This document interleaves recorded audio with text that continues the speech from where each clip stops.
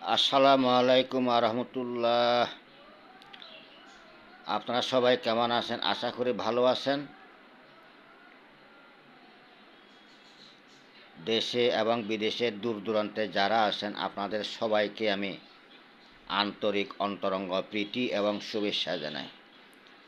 আজকে আমি আপনাদের জন্য এমন একটা ভয়ঙ্কর আজরাইল চালান বলা হয়, এটা হিন্দুরা বলে জম চালান, বুদ্ধ ধর্ম যারা ওরা বলে জম চালান। তো এটা করতে হলে কিন্তু রাহু সান্দালের হার লাগবে এক, দ্বিতীয় কথা মা বগলামুখীর পূজা দিতে হবে, বাবা মহাদেবের পূজা দিতে হবে, মা তারার পূজা দিতে হবে। পূজা দেওয়ার পরে ওই পূজাতে তখন বিভিন্ন রকমের ফল ফ্রুট দিতে হবে। দেওয়ার পরে ওখানে 7টা 21টা মুরগি, 3টা কালো রঙের ছাগল ভোগ দেওয়ার পরে মোমবাতি আগরবাতি জ্বালায়। আসনটা খুব সুন্দর করে করতে হবে, কিন্তু 3টা আসন। ওখানে এই তাবিজটা মাটির বরুণাতে অথবা সীতার সারাই লিখতে হবে।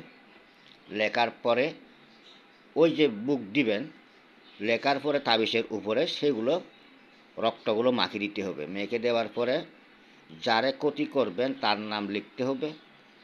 লেখার পরে তারপরে এটা আবার সীতাতে যায়, শত্রু যেদিকে ওইদিকে মুখ করে তাবিজটা গাড়াইতে হবে। গাড়ার পরে তখন ওখানে আবার 3টা মুরগি ওখানে ভোগ দিতে হবে, মোমবাতি আগরবাতি জ্বালায়। তারপরে বলতে হবে আজকের থেকে, অর্থাৎ আপনি একজনকে করেন, 2জনকে করেন, 100 জনরে করেন, 1000 জনরে করেন, একটা এলাকায় করেন, তখন এলাকায় করলে এলাকার মাতব্বর যিনি মেন, অর্থাৎ মেম্বার অথবা ওয়ার্ড কমিশনার এরকম নাম দিতে হবে। আর একটা নগরে, পুরো নগরে করলে যেমন তখন যে কোনো মাতব্বরের মেয়রের নাম অথবা এমপির নাম এরকম দিতে হবে। তখন এই তাবিজটা অর্থাৎ কি তখন শত্রুর অথবা এলাকার ওই দিকে করে মুখ করে গাড়াই দিতে হবে। আর আপনারা যদি সেই এলাকায় থাকেন কিন্তু এলাকা সারি চলে যাইতে হবে, না হয় আপনাদেরকেও ধ্বংস করে ফেলবে। তো যে কোনো কাজ সাবধানে করলে ভালো হয়। সাবধানে কোনো মাইন্ড নাই, সতর্ক থাকলে আজরাইল থেকে রক্ষা পাওয়া যায়। যদি না জানেন নিজের বানে নিজেই শেষ হইতে হবে। তো এই জন্য এটা আমি শেয়ার করতেছি। সাবধান, যেমনি এমনি কাউকে ক্ষতি করবেন না, ক্ষতি করার চেষ্টাও করবেন না, কারণ যদি না জানেন সমস্যাতে পড়ে যাবেন। তো এই জন্য বিভিন্ন ইত্যাদি ইত্যাদি আপনাদেরকে আমি ভিডিও দেব, ভিডিও দিতে চেষ্টা করি।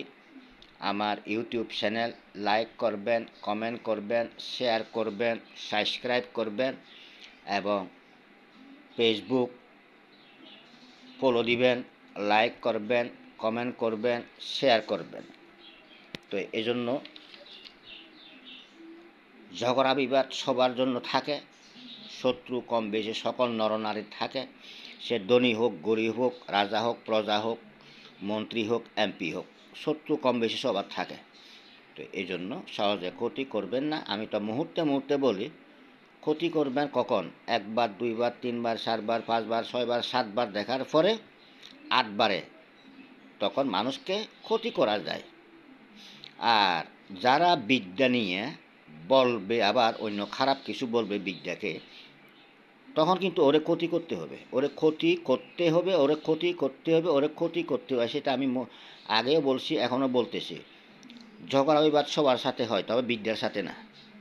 বিদ্যাকে নিয়ে এমন কোনো কথা বলবেন না, তাহলে কিন্তু কানে আসলে সেটা ক্ষতি করতে হবে। কিন্তু বিদ্যা হচ্ছে একটা ধারালো খোরের মতন, ধারালো কিরিশের মতন, একটা ধারালো কুড়ালের মতন এবং আগুনের মতন। আগুন যেরকম যেদিকে যায় ওইদিকে ধ্বংস করে ফেলে। তো এই জন্য কখনো বিদ্যা নিয়ে খেলা খেলবেন না, কারণ বিজ্ঞানীরা খেলা খেলা মানে যদি কানে আসে তার কিন্তু নির্ঘাত মৃত্যু। তো এই জন্য আমি আপনাদেরকে বারবার